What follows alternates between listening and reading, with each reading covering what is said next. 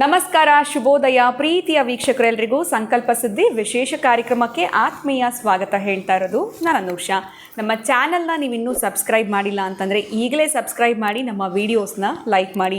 ಪ್ರತಿನಿತ್ಯ ನಮಗೆ ಹಲವಾರು ವಿಚಾರಗಳು, ಪ್ರತಿನಿತ್ಯದ ಜೀವನದಲ್ಲಿ ಅನೇಕ ರೀತಿಯಾಗಿರುವಂತಹ ಸಮಸ್ಯೆಗಳು, ಕಷ್ಟಗಳು, ತೊಂದರೆಗಳು ಒಂದಾದ್ಮೇಲೆ ಒಂದು ಬರ್ತಾ ಇರುತ್ತೆ.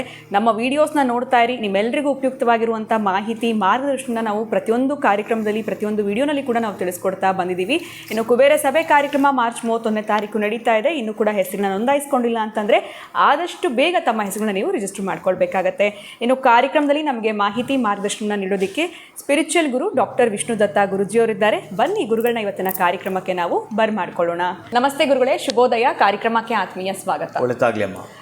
ಗುರುಗಳೇ, ಸಾಕಷ್ಟು ದಿನಗಳಿಂದ ಕೇಳ್ಪಡ್ತಾ ಇದ್ದೀವಿ, ಎಲ್ಲೋ ಒಂದು ಕಡೆ ಗುರು ಬದಲಾವಣೆ ಆಗ್ತಾ ಇದೆ ಕೆಲವೇ ದಿನಗಳಲ್ಲಿ ಅಥವಾ ಕೆಲವೇ ತಿಂಗಳುಗಳಲ್ಲಿ ಅಂತ. ಈ ಗುರು ಬದಲಾವಣೆಯಿಂದ 12 ರಾಶಿಗಳ ಮೇಲೆ ಯಾವ ರೀತಿ ಪ್ರಭಾವ ಬೀರುತ್ತೆ? ಇನ್ನು ಮೊದಲದಾಗಿ ಮೇಷರಾಶಿಗೆ, ಇಷ್ಟು ದಿವಸ ಮೇಷರಾಶಿನಲ್ಲೇ ಗುರು ಇತ್ತು, ಈಗ ವೃಷಭ ರಾಶಿಗೆ ಪ್ರವೇಶ ನೀಡ್ತಾ ಇರೋದ್ರಿಂದ ಅವರಿಗೆ ಯಾವ ರೀತಿಯಾಗಿರುವಂಥ ಶುಭ ಅಶುಭ ಫಲಗಳು, ಏನಾದರೂ ಪರಿಹಾರಗಳು ಮಾಡ್ಕೊಳ್ಬೇಕಾಗತ್ತಾ? ಯಾವ ರೀತಿ ಇರುತ್ತೆ? ಓವರ್ ಆಲ್ ಕೆರಿಯರ್ ಆಗಿರ್ಬೋದು, ಬಿಸ್ನೆಸ್ ಆಗಿರ್ಬೋದು, ಫ್ಯಾಮಿಲಿ ಲೈಫು, ಇದ್ರ ಬಗ್ಗೆ ತಿಳಿಸ್ಕೊಡಿ. ಓಂ ವಿಶ್ವಸ್ಮೈ ನಮಃ. ಪ್ರೀತಿಯ ಬಂಧುಗಳೇ, ದೇವಾನಾಂಚ ಋಷೀನಾಂಚ ಗುರುಂ ಕಾಂಚನ ಸನ್ನಿಭಂ ಬುದ್ಧಿಭೂತಂ ತ್ರಿಲೋಕೇಶಂ ತಂ ನಮಾಮಿ ಬೃಹಸ್ಪತಿ.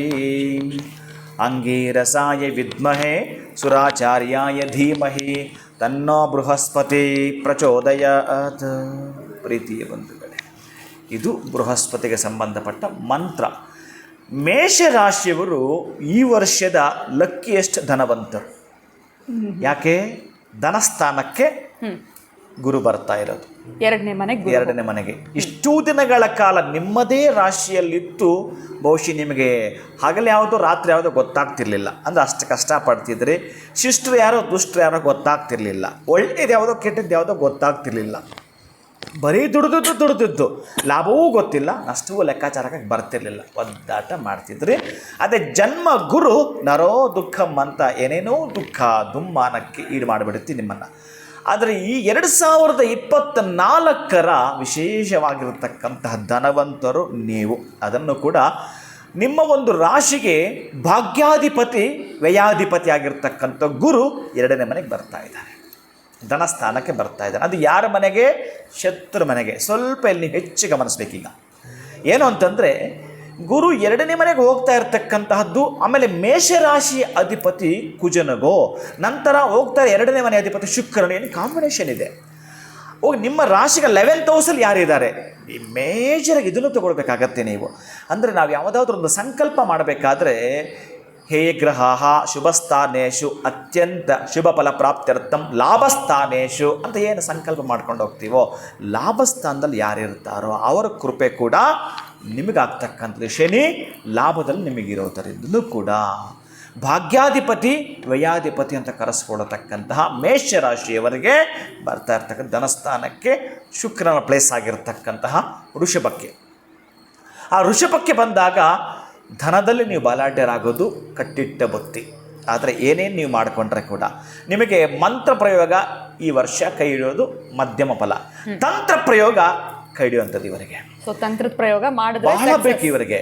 ಯಾವ ರೀತಿಯಾಗಿ ಶುಕ್ರನಿಗೆ ಸಂಬಂಧಪಟ್ಟ ಧಾತುವು ಹೆಚ್ಚಿಗಿರಬೇಕು, ಪ್ರಮಾಣವಷ್ಟೇ ಗುರುವಿಗೆ ಸಂಬಂಧಪಟ್ಟ ಧಾತು ಇರಬೇಕಾಗಿರುತ್ತೆ. ಈಗ ಅವರೊಂದು ಕಾಂಬಿನೇಷನನ್ನು ಎಲ್ಲೋ ಸಫೈರ್ ಸ್ಟೋನನ್ನು ಹಾಕ್ಕೊಂಡಿರ್ತಾರೆ. ಹಾಕೋದಲ್ಲ, ಹೀಗೆ ನೀವು ಮಾಡ್ಕೊಳ್ಬೇಕಾಗಿರೋದು ಏನಂತಂದರೆ, ನಿಮ್ಮ ಹತ್ರ ಈ ವರ್ಷ ಪೂರ್ಣವಾಗಿ ನಿಮ್ಮ ತಿಜೋರಿಯಲ್ಲಿ ಬೇಕಾಗಿರತಕ್ಕಂಥ ವಸ್ತುಗಳು ಬಹಳ ಪ್ರಮುಖವಾಗಿರುವಂಥವು. ಧರಿಸಿರ್ತೀರ ಎಲ್ಲ ಹೇಳ್ತೀನಿ ನಾನು. ಎಲ್ಲೋ ಸಫೈರ್ ಸ್ಟೋನು ಜೊತೆಗೆ ಪಾದರಸವನ್ನು ನಿಮ್ಮ ಹಣಕಾಸಿನ ತಿಜೋರಿಯಲ್ಲಿ ಇಡಲೇಬೇಕು. ಇದು ಇಟ್ಟಿಲ್ಲ ಅಂದರೆ ನಿಮ್ಗೆ ಧನ ಬರುತ್ತೆ, ಏನೂ ತೊಂದರೆ ಇಲ್ಲ. ಆದರೆ ಯಾವ ಸಮಯಕ್ಕೆ ಬರಬೇಕಾಗಿತ್ತೋ ಅದು ಬರಬೇಕು. ಗುರುವಿನ ಕೃಪೆಗೆ ನೀವು ಒಳಗಾಗಬೇಕು ಅಂದರೆ ಮೇಷರಾಶಿಯವರು ಶುಕ್ರನ ಅಷ್ಟೋತ್ತರವನ್ನು ದಯವಿಟ್ಟು ತಪ್ಪದೇ ನೀವು ಪಠಿಸಲೇಬೇಕಾಗಿರುವಂಥದ್ದು. ನಂತರ ಗುರುವಿನ ಅಷ್ಟೋತ್ತರವನ್ನು ಮಸ್ಟ್ ಆ್ಯಂಡ್ ಶುಡ್ ಹೇಳಲೇಬೇಕು. ಆಪ್ಷನ್ ಇಲ್ಲ ನಿಮಗೆ. ನೀವು ತಿಂಡಿ ತಿನ್ನುವ ಮುನ್ನ ಹೇಗೆ ಬ್ರಷ್ ಮಾಡ್ತೀರೋ, ಹೇಗೆ ರೆಡಿ ಆಗ್ತೀರೋ, ಹಾಗೆಯೇ ನೀವು ಎಂಥ ಕೆಲಸಕ್ಕೆ ಹೋದರೂ, ಏನೇ ಬಿಸ್ನೆಸ್ ಆದರೂ ನಂಬಿಕೆ ಇಲ್ಲ ನನಗೆ ಅಂದುಕೊಂಡ್ರೂ ಪರವಾಗಿಲ್ಲ, ಇವರಿಬ್ಬರನ್ನು ನೀವು ನೆನಪು ಮಾಡ್ಕೊಳ್ಳಲೇಬೇಕು. ಇನ್ನೂ ಸಾಧ್ಯವಿದೆ, ಟೈಮ್ ಇದೆ ಅಂತಂದರೆ ಚೆಕ್ ಮಾಡಿ. ನೀವು ಬೇರೆ ಏನೇನೋ ಎಲ್ಲೆಲ್ಲೋ ಕೇಳಿಸ್ಕೊಂಡಿರ್ತೀರಲ್ಲ, ನೀವು ಗುರುವಿನ ಅಷ್ಟೋತ್ತರ, ಶುಕ್ರನ ಅಷ್ಟೋತ್ತರ ಹಾಗೆಯೇ ನಿಮ್ಮ ರಾಶ್ಯಾಧಿಪತಿ ಕೃಪೆ ನಿಮ್ಮ ಮೇಲೆ ಇರಬೇಕು. ಗುರು ಒಬ್ಬನೇ ನಿಮಗೆಲ್ಲ ಮಾಡಲಿಕ್ಕೆ ಸಾಧ್ಯವಿಲ್ಲ. ನಿಮ್ಮ ಹತ್ರ ಹಣ ಇದೆ ಅಂದರೆ ಎಲ್ಲೂ ಬರಲಿಕ್ಕೆ ಸಾಧ್ಯವಿಲ್ಲ. ನೀವು ಪ್ರಯತ್ನ ಪಡಬೇಕು, ಏನೇನು ಬೇಕು ಅಂತ ತೆಗೆದುಕೊಳ್ಬೇಕಾದ್ರೆ.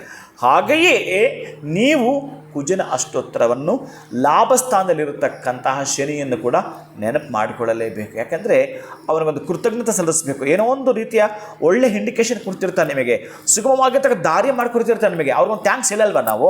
ನಮಗೆ ಯಾರೋ ಸಹಾಯ ಮಾಡಿದ್ರೆ ಥ್ಯಾಂಕ್ಸ್ ಹೇಳಲ್ವಾ?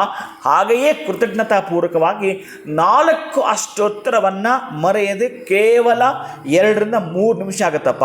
ನೀವು 4 ಅಷ್ಟೋತ್ತರ ಹೇಳಲಿಕ್ಕೆ 10 ರಿಂದ 12 ನಿಮಿಷ ಟೈಮನ್ನು ನೀವು ಕೊಟ್ಟಿದ್ದೇ ಆದರೆ ನೀವು 1 ವರ್ಷದಲ್ಲಿ ಏನು ಪಡ್ಕೊಳ್ತೀರೋ ಅದು 1 ತಿಂಗಳಲ್ಲಿ ಪಡೆದುಕೊಳ್ತೀರಿ. ಇನ್ನು ಇದಕ್ಕಿಂತ ಹೆಚ್ಚಿಗೆ ಹೇಳ್ತೀನಿ ಅಂತಂದರೆ ನಾನು ಹೇಳೋದೇ ಬೇಡ. ಅಷ್ಟು ಶುಭವಾಗಿರ್ತಕ್ಕಂಥ ಫಲವನ್ನು ಈ ವರ್ಷದಲ್ಲಿ ಅತ್ಯಂತ ಫಲವನ್ನು ಕೊಡ್ಕೊಳ್ತಕ್ಕಂಥ ಪ್ರಬಲವಾಗಿರ್ತಕ್ಕ ಧನಾಢ್ಯರು ಅಂತ ಕೂಡ ನಿಮ್ಮನ್ನು ಕರೀಬಹುದು. ಅಂತಹ ಮೇಷರಾಶಿಯವರಿಗೆ ಈ ವರ್ಷದ ಶುಭ ಫಲಗಳಿರುವಂಥದ್ದು. ಪಕ್ಷಿಗಳಿಗೆ ಆಹಾರವನ್ನು ಕೊಡಲೇಬೇಕು ನೀವು.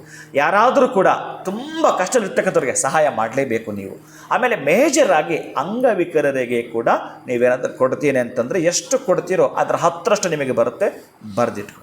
ಖಂಡಿತ ಗುರುಗಳೆಲ್ಲೋ ಒಂದು ಕಡೆ ಮೇಷರಾಶಿಯವರಿಗೆ ಧನಸ್ಥಾನಕ್ಕೆ ಗುರು ಹೋಗ್ತಾ ಇರೋದ್ರಿಂದ ಆರಾಮಾಗಿರ್ಬೋದು, ಧನಸ್ಥಾನ ಕೂಡ ಚೆನ್ನಾಗಿರುತ್ತೆ. ಒಟ್ಟಾರೆ ಏನೆಲ್ಲ ದಾನಗಳನ್ನ ಮಾಡಬೇಕಾಗತ್ತೆ ಅಂತ ತಿಳಿಸ್ಕೊಟ್ರಿ. ಇನ್ನು ಶುಕ್ರನ ಅಷ್ಟೋತ್ರ, ಗುರು ಅಷ್ಟೋತ್ರ ಪಠನೆ ಮಾಡುವಂಥದ್ದು ಮರಿಲೇಬಾರ್ದು ಅಂತ ತಿಳಿಸ್ಕೊಟ್ಟಿದ್ರೆ ಬಹಳ ಧನ್ಯವಾದಗಳು ತಮಗೆ. ನಮಸ್ಕಾರ.